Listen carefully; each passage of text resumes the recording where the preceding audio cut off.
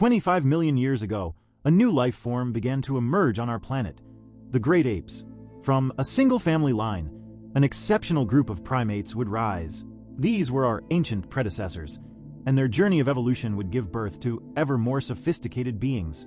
From these ancestors, we inherited the skills to venture into new lands, to create tools and wield power, to hunt, to love, and eventually, to wage war. They faced off against colossal beasts, conquered every corner of the globe, and adapted to every imaginable climate. Ultimately, they transformed into us, Homo sapiens, the modern human. When and where did our journey truly begin? Who was the very first of us? What is that unique quality that defines our humanity? The fundamental difference that sets us apart from every other creature. Thanks to the most recent scientific breakthroughs, we are about to journey deep into the past to uncover which of our ancestors took that critical first step and became the very first man. Our family saga begins in a period of intense global warming, 250 million years ago. As the vast Tethys Ocean started to shrink and break apart in the Near East, humid, lush forests began to spread northward from Africa. Our distant forefathers followed this expansion of green, quickly spreading throughout the ancient world. They reigned over the tree canopy, an ecosystem teeming with over 100 distinct species. From Europe all the way to modern-day China, creatures like Gigantopithecus, Ramapithecus, and Civipithecus held sway. This was truly the epic of the planet of the apes. But which of these formidable primates is our shared ancestor? We travel to the Mediterranean coast, 13 million years in the past, in what is now Spain. A dense, humid tropical forest is home to a being with truly remarkable abilities. This agile creature is a Pyrolapithecus, an acrobat unlike anything the animal kingdom has ever seen. This great ape is the wellspring of our lineage. But how can we claim him as our great-grandfather? We are only just beginning to comprehend. Pyrola spends his life in the trees, primarily eating fruit. He is too heavy to walk on the narrow branches, so he moves by hanging beneath them. However, he occasionally finds himself standing on 2 feet. He is capable of walking. Contrary to popular belief, the ability to walk upright did not originate on the ground, but was developed high in the treetops. Bipedalism was not a human invention. It was an innovation of the apes. This particular Pyrola is a young male who left his birth family several days ago. He now faces the daunting challenge of being accepted into a new group, which he has just located. His future will be decided by this encounter. Yet, every group fiercely protects its territory, and outsiders are almost never welcomed. He notices a young female with an infant. Mothers are naturally very cautious. She is difficult to approach. Higher up in the canopy, there is an older female, who seems much more accessible. There is also a formidable male, clearly the dominant alpha. He appears calm, but approaching him is far too dangerous. To gain acceptance, the young male must first get noticed. It's a moment of high tension. Has the young female caught his scent? She is the most beautiful Pyrola he has ever laid eyes on. It seems his initial approach is going well. The alpha male is a different story. He could easily kill him, but for now, he relies on simple physical intimidation. The young male's first attempt to join the group fails, but his discouraged demeanor triggers an unexpected response. Our ancestors possessed a new capacity, previously unknown in the vast majority of the animal kingdom: empathy, the ability to understand the feelings of others. Even more remarkably, they are affected by those feelings, a quality we call sympathy. This is happening to the older female. She senses the young male's distress, and it makes her anxious. She feels compelled to act. She wants to learn more about him. Empathy is a powerful social force, the very foundation that allows us to live in complex societies today. Why must he be adopted by strangers? It's a function of the Pyrola social structure. The females remain with the group for their entire lives, while the males are compelled to leave once they reach adolescence. What do the older female's gestures mean? Will he be allowed to stay? Not yet. The young male keeps his distance. He needs to sleep. Most mammals only rest for a few minutes at a time, but not Pierolas. When it comes to sleep, they are true pioneers. The Pierolas have made a truly extraordinary discovery. They build nests in the treetops. However, learning to build a proper nest takes a long time, and the only way to master the skill is to be taught by your mother. The young male always slept in his mother's nest, and still lacks the skill to build his own. High in the trees, Pierolas are safe from predators, and their leaf and branch beds prevent them from falling. They can sleep through the entire night without fear. These long, restorative nights are a game changer. Thanks to the miracle of uninterrupted sleep, Pierolas enhance their mental abilities. Sleep allows our brains to process and organize information. Not everything we experience during the day is useful. Our brains discard what's unnecessary and commit essential memories to long-term storage, all while we are asleep. It's truly remarkable. The Pierolas passed this crucial ability down to us. Without this invention, we could never have evolved into humans. This morning, the group has descended to the forest floor, and the young male has followed them. He is determined to make contact again. Pierolas love the sweet taste of fruit, but they have an advantage over other species. Their stomachs can digest a wide variety of foods. Still, they have their favorites. The young male has made his decision and will approach the older female. Among the many foods in the forest, some are highly poisonous. How do they know what is safe to eat and what isn't? For the Pierolas, the answer is shared experience. The mother teaches her young how to select and pick out safe food. This vital knowledge is passed from one generation to the next, the very beginning of a culture. The elder female cannot ignore her new companion. Like all Pierolas, the young male understands how to offer gifts. He offers her figs. Will she accept them? She does. It is a good sign. Now, he can begin the conversation. The primary language of the Pierolas is grooming. Grooming and gentle touches communicate more than words ever could. However, touching a female in the group risks enraging the alpha male. The females unite to defend the young male against the alpha.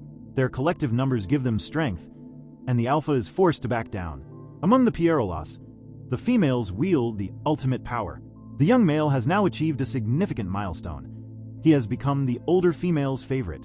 Now it's her turn to groom him. Part of her touching seems to be more than just grooming. What exactly does she want? The young male has no experience with this kind of pleasure. To ease the tension, the Pierolas have developed a new behavior: laughter. This development, which serves to resolve conflicts, is not a human invention, but an ancient inheritance. Our ancestors lived in a paradise on Earth. Fruit was abundant, freshwater was available everywhere, and in all seasons.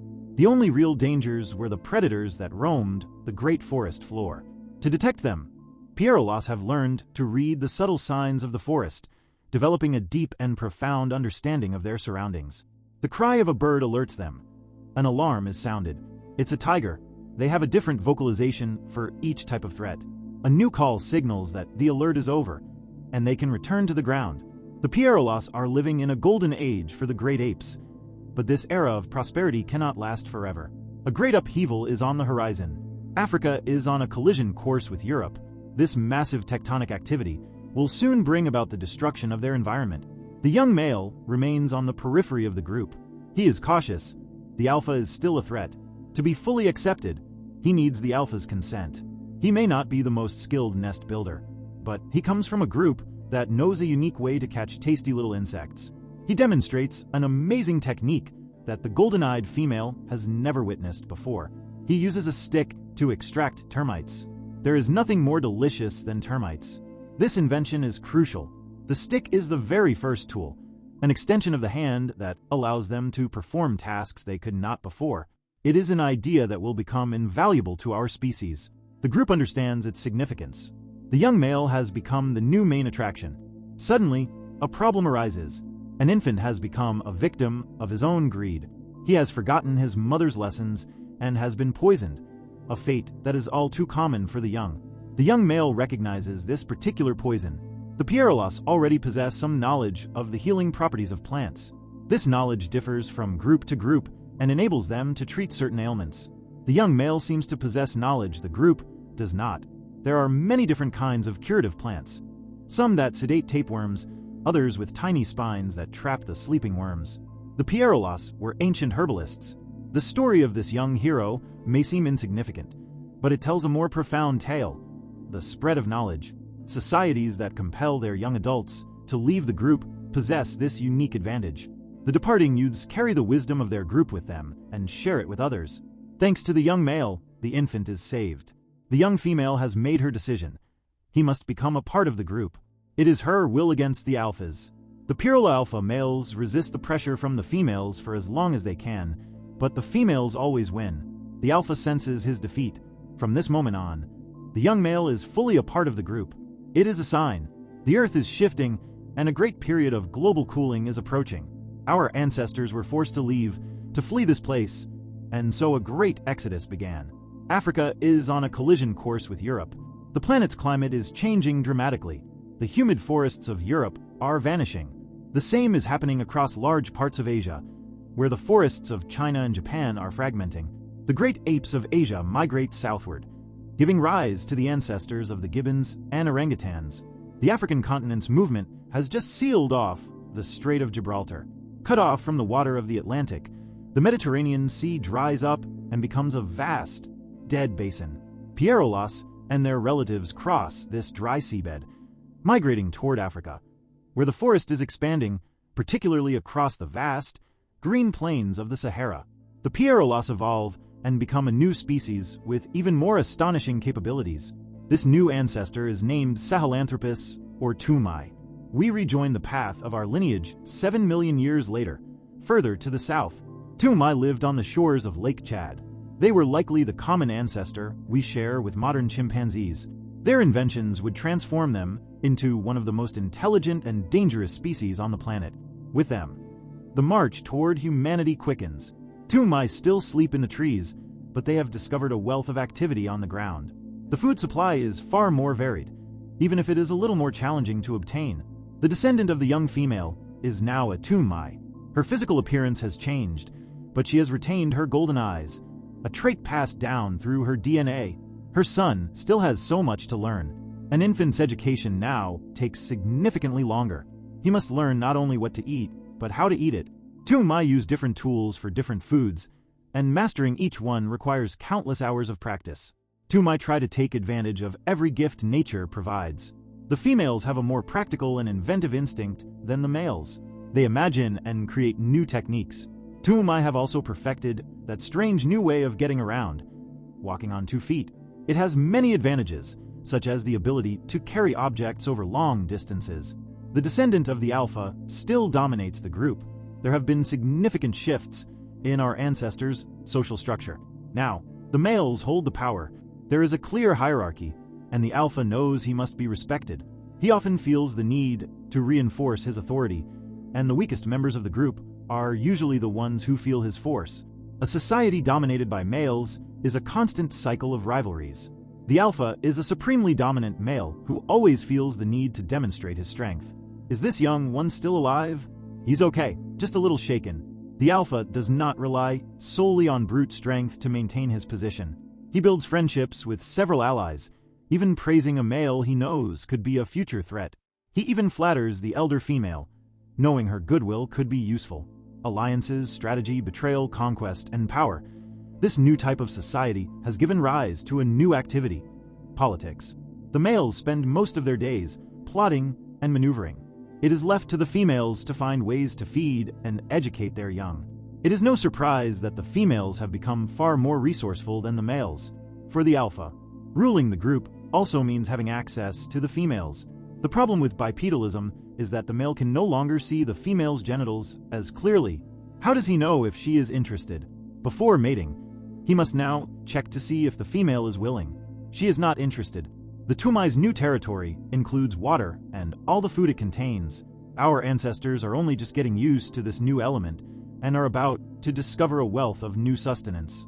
However, the Tumai's greatest invention is a new kind of social connection. A male and a female can choose to leave the group for a while just to spend time together. For these 2 young ones, it is their first time. It represents a huge step in the relationship between males and females. Before, there was only sniffing and then mating, which lasted just a minute. Now, they can spend time together and exchange gestures of affection. The great apes are beginning to feel their hearts pound and their hair stand on end.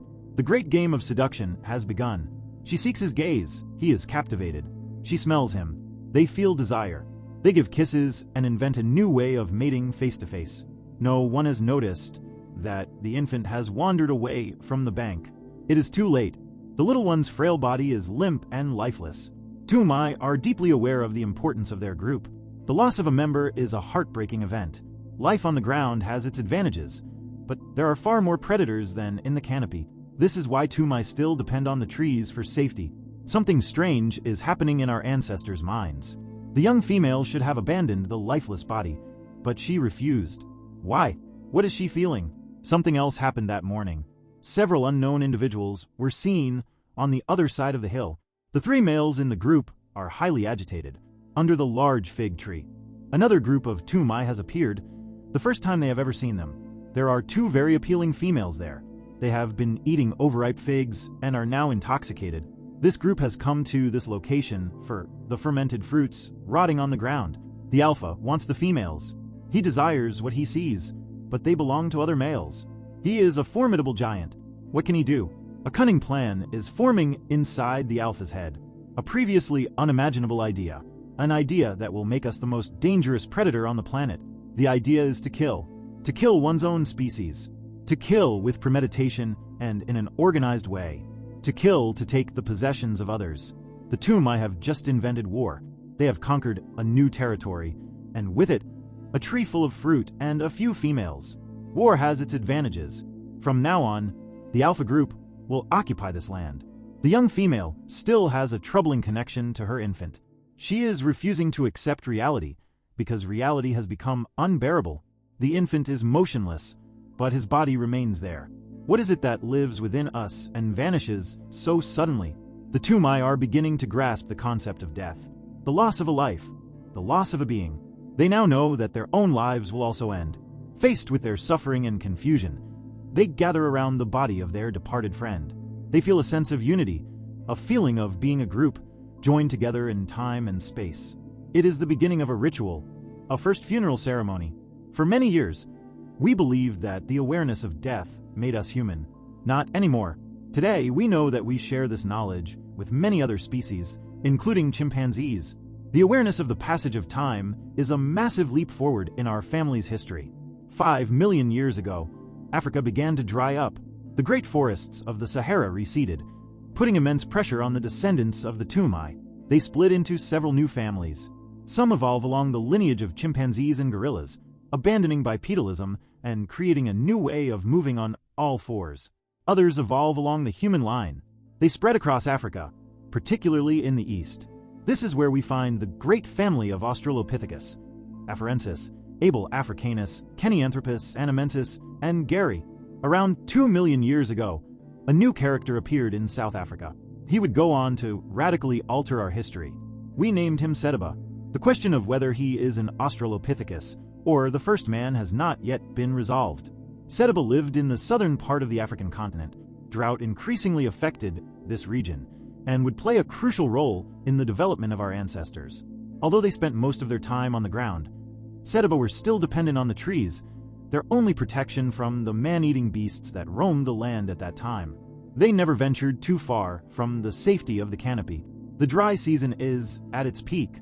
There is no more fruit on the trees. The only available food is found underground. Roots and bulbs are difficult to find and dig up, and they require a lot of chewing before they can be swallowed. However, this is all they have. Hours are spent chewing this tough food.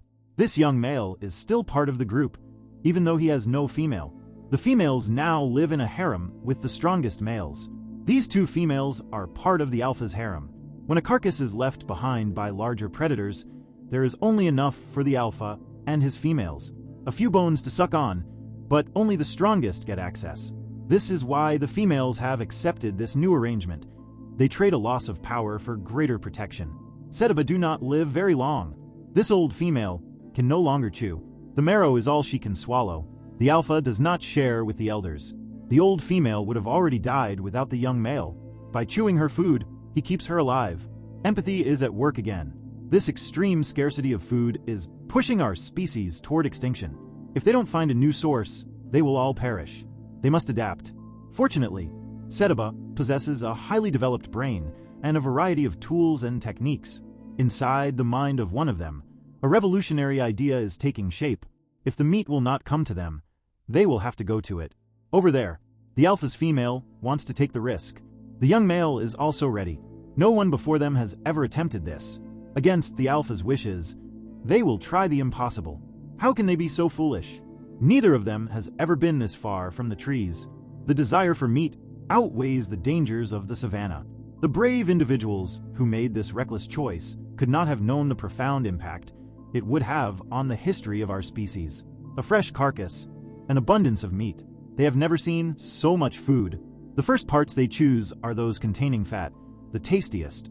Fat is so rare in nature, yet so rich in energy and crucial for digesting animal proteins. The Cetaba carefully select the parts with the highest fat content. The marrow, the entrails, the brain, the tongue, and the eyes. The two explorers return, their arms heavy with the most incredible food. Food for everyone. What a triumph! A solution for the future of the entire species? However, the alpha is not ready to accept this humiliation. The female is a part of his harem. She has betrayed him. Sometimes females do switch males, but a possessive alpha, like him, cannot stand to lose one of his females. It's a direct threat to his authority. The young male can do nothing. In this society, might makes right. The alpha humiliates her in front of the entire group, punishing and isolating her. The old female has nothing left to lose. She is the only one who can come to her aid. The harshness of this life has not been kind to the females, who have lost much of their power to the larger males. The first benefits of eating meat are almost immediate. It's far easier to digest than roots, making the body feel lighter. Meat provides a sense of well-being and promotes deep, restful sleep. The second, more profound effect will take hundreds of thousands of years to manifest. Less energy consumed by the digestive system means more energy for the brain. This will allow our mental capacity to improve, and our bodies will become taller and leaner. While physical strength still holds sway, it won't be enough to adapt to the new challenges. A new generation is coming, one whose ingenuity will be the decisive advantage. Cetaba already knew how to use rocks to break and crush roots, but the young male now has a new thought, an idea that could change not only their lives, but the future of their entire species. If they can cut up the carcasses of animals killed by larger predators into smaller pieces, they could carry the meat back to a safe place. If his plan works, they will have food for several days. To do this, they will need a new range of tools to cut and slice the flesh and break open the bones. He shapes sharp shards from a rock, creating blades as keen as razors. Mastering this intricate technique will take thousands of years. One of our ancestors' greatest strengths is that they relied on their capacity for imagination and the language they were beginning to articulate. They were capable of conceiving a complex plan, considering different aspects, and anticipating future needs. The young male decides to train the group to find carcasses and bring them back. He explains his vision, using words that paint a vivid picture of abandoned feasts. He captures their attention and wins them over with his words. The alpha understands that his dominance is under threat. His physical strength is no longer sufficient, so he takes the young male's idea as his own. A dream of plentiful food leads them into dangerous territory. Cetaba are prey. Without the safety of their trees, they are vulnerable. Yet they march into the unknown. They are driven by an urge more powerful than any other, the need to eat. They explore a continent inhabited by great carnivores, hunting for carcasses left behind by the kings of the savannah. Who would have believed that this band of scavengers would soon come to dominate the planet? When a carcass is found, everyone must take their turn. First, the top predators, then the hyenas, the vultures, and so on. It is crucial to get there at the right time. The alpha does not yet know this. Their tree. They should never have left their tree. It is perhaps in this moment that the fate of the entire human race hangs in the balance. They could retreat to the safety of the tree and risk dying of starvation, or they could venture into the unknown, risking attack, but having a chance to eat. What should they do? The young female doesn't know what to choose. Every instinct tells them to seek shelter. Is there a life beyond the tree? The group splits into two factions. Some follow the young female, while the others head back to the tree. In a twist of fate, it is the weaker ones who will make the correct choice. They will risk everything for a better life. The strong never want to give up their privileges. Those who leave are guided by their imagination. They dream of open spaces, abundant prey, and food for everyone. They dream of another, better world. Up there, over the mountains, even the old female, her energy nearly spent, is revitalized by hope. This world truly exists, a vast land of riches. If some of our ancestors had not possessed this astonishing courage, you and I would not be here today. Those who chose to stay near the trees will survive for a time. They will become known as paranthropus or almost humans, but they will not be able to adapt to the next climatic changes. We once believed that Lucy, the most famous Australopithecus, was the grandmother of humanity. We were wrong. Lucy was, in fact, one of these almost humans, and her descendants died out 1,000,000 years later. Those who left the savannah freed themselves from a life tied to the trees and were forced to invent a new way of living. The world is not exactly as they imagined. There are riches all around, but there are just as many dangers. Limitless space lies ahead of them, and nothing will stop their advance. Is this how man became free? Is this how we became truly human? Some believe so, but is there still something missing? After the Cetaba, a new species emerges, a highly mobile man. The next character in our story is an unparalleled explorer, Homo erectus. 5,000,000 years ago, the two Americas collided. This geological event led to the creation of the Gulf Stream. This warm current travels from the Gulf of Mexico up toward the Arctic and plunges into the ocean, taking heat with it. The polar ice cap formed, the Earth cooled, and the planet entered the Ice Age. The green plains of the Sahara dried up. 2,000,000 years ago, populations of herbivores left Africa in search of new pastures. Homo erectus followed. Some of our ancestors migrated to Europe, others to Asia. They crossed mountains and deserts, forests and swamps. They traveled unthinkable distances into the unknown, driven by the spirit of conquest passed down from their ancestors. They migrated to the Far East, to the north of China, the home of Chinese Homo erectus. Homo erectus possesses the anatomy of a champion. This man of the plains was born to run, a vertical body propelled by long legs and balanced by his arms. He is equipped with an extraordinary internal cooling system, a body covered in short hairs, sweat glands that allow for perspiration, and in his brain, a unique blood-purifying system that regulates his body temperature. This gives him the most stamina of any living creature. Homo erectus has now become a big-game hunter. Like wolves, they track their prey over great distances. They are slower, but can run for much longer than their prey. When their prey is exhausted, they set the trap. For Homo erectus, power is not reserved for the males. The difference in size between males and females has reduced. The rule of the strongest is now replaced by the leadership of the cleverest. In this group, a female is in charge. Her ability to anticipate, her intelligence, and her political skill have made her the chief. No longer scavengers competing with vultures, thanks to their weapons and collective organization. Homo erectus now competes with the top predators, but they have become dependent on their prey and must follow them wherever they go. They have become nomads, and so they build shelters on their travels. Their ancestors adapted to the environment. They are actively transforming it. Finding a site to set up camp, they construct their first shelters, sometimes enclosed by fences, camps that protect them from danger. Homo erectus has created a more complex society. Each member of the group now has a role, often based on their particular skills.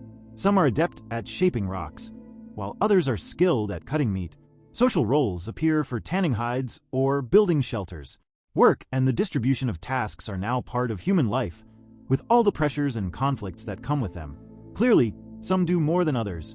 The leader of the group must maintain justice. The most important moment of the day is when the food is shared. She serves some first with the best cuts, giving a little extra to someone she may need soon. She establishes a hierarchy and nurtures alliances.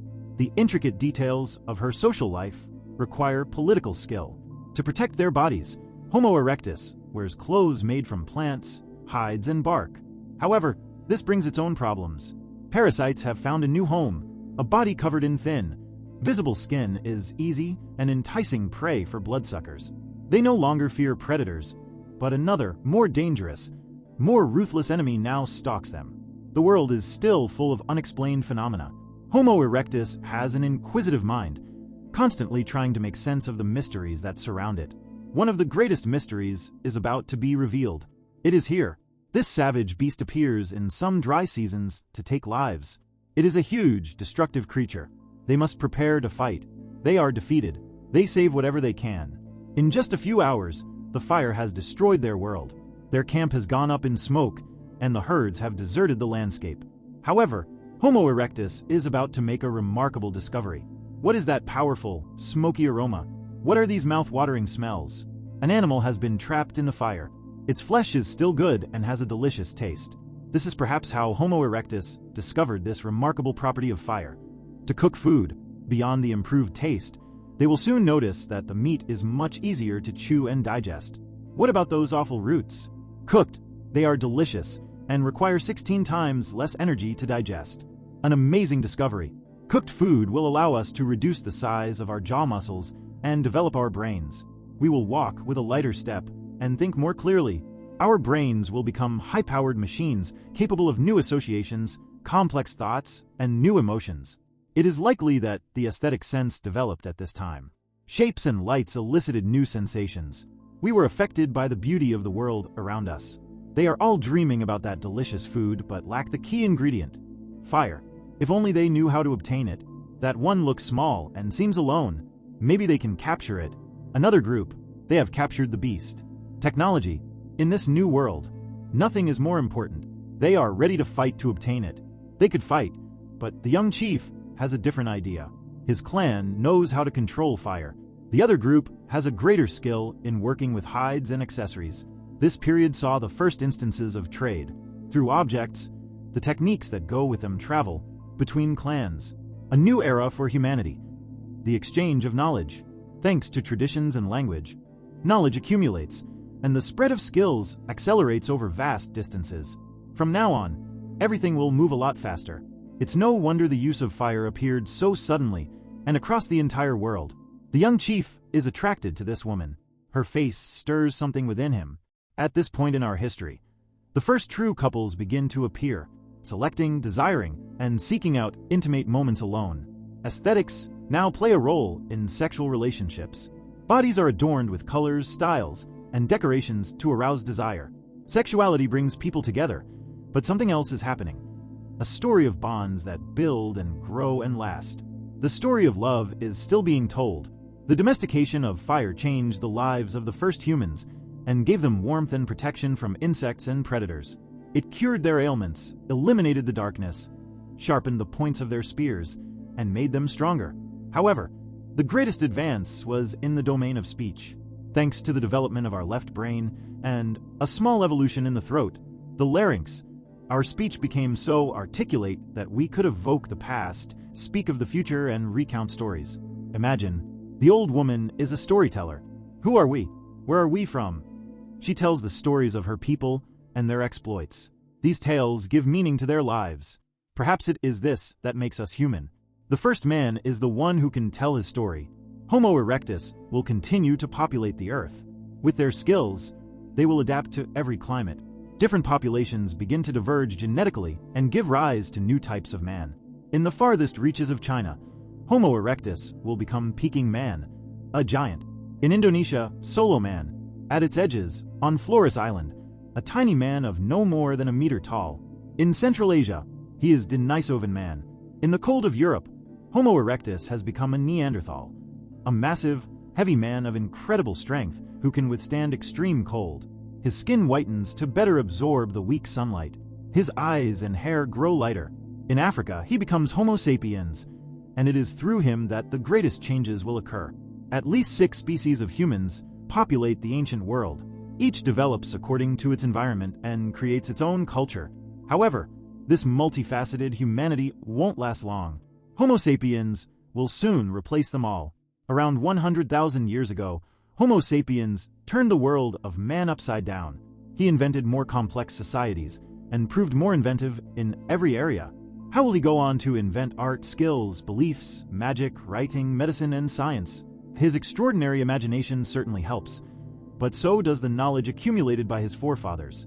The Pirola, Tumai, Setiba, and Homo erectus. They have left us a heritage of millions of years of evolution, one driven by the impulse to live and a fierce desire to learn. With this knowledge passed down through the ages, this great dreamer gave rise to the diversity of peoples we see today. 100,000 years ago, Homo sapiens left Africa, just like his ancestors, to conquer the world. He spread out across the globe. He mastered navigation, crossing the seas and vast glacial expanses. He traveled to Australia and to America over the Bering Strait and soon inhabited the entire planet. He occasionally intermingled with those who went before, but everywhere he went, the other species of man disappeared. His appearance changed according to the climate and the place. His skin, his hair, the shape of his eyes. From him arose a multitude of peoples, all looking different. But deep down, their genes are the same. Genes developed through millions of years of evolution. He is the father of the entire human race on Earth today.